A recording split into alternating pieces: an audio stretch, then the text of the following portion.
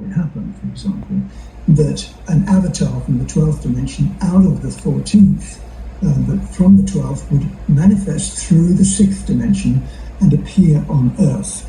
And that, of course, was Yeshua Sananda Melchizedek. People call him Jesus, okay?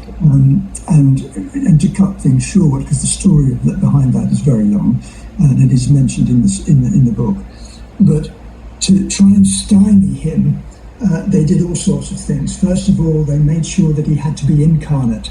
He couldn't just appear as a plasma light ball, which would have immediately transformed so much of the human awareness of self. That's, if you saw, God appearing in a huge ball of light and could do all these wonderful things, then it would be game over for the Archons.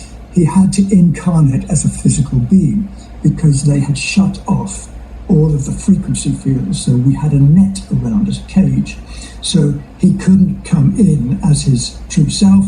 He came in as an incarnate being and eventually encoded the higher realms encryptions into Earth's morphogenetic field. That was one of the things that he came here for.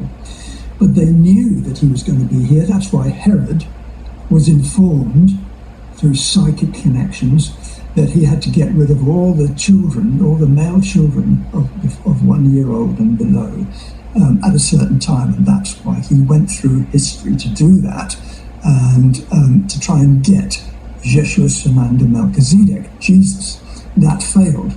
So the next thing was, what would Yeshua do? Well, Yeshua was going to re-imprint the codes. He was going to expand the genome. He was going to make sure that we remembered who we were. And so up came the story of the Bible, the biblical story of Jesus and the crucifixion and the church. Jesus never mentioned a church. He did not belong to a church.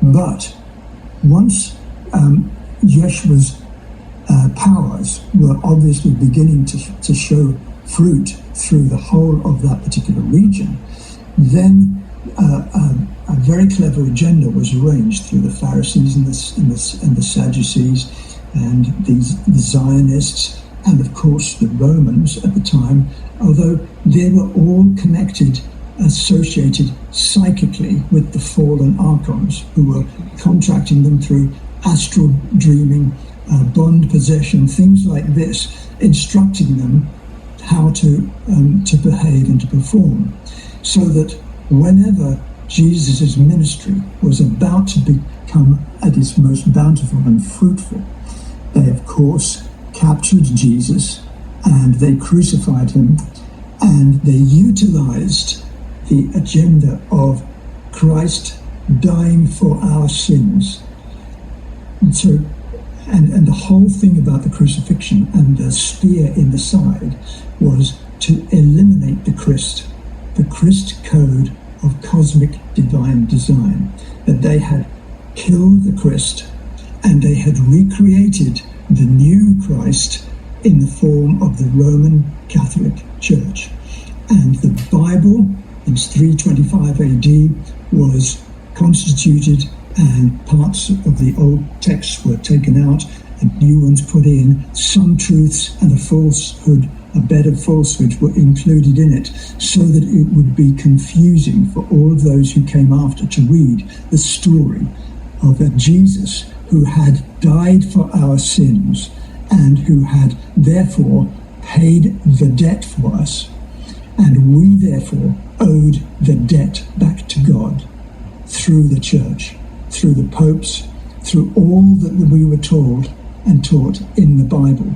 And so the primordial debt system based upon original sin was very cleverly and diabolically utilized by the biblical agenda all the way through our history. So when they say that Rome passed in 400 AD, it never did. Rome has been with us for 2,000 years in a very powerful way. And those religious shifts manifested in all of the religions because they were all affected by the archonic agenda. Really well said. Yes, it's what Philip K. Dick famously said: "The empire never ended." The hologram shifts, but it's that same force today. Call them, you can call them archons. I like to prefer to call them what Black Sabbath called them, war pigs. But they are, yeah, they're keeping us ignorant and they're keeping us in thrall and hypnotized and all that.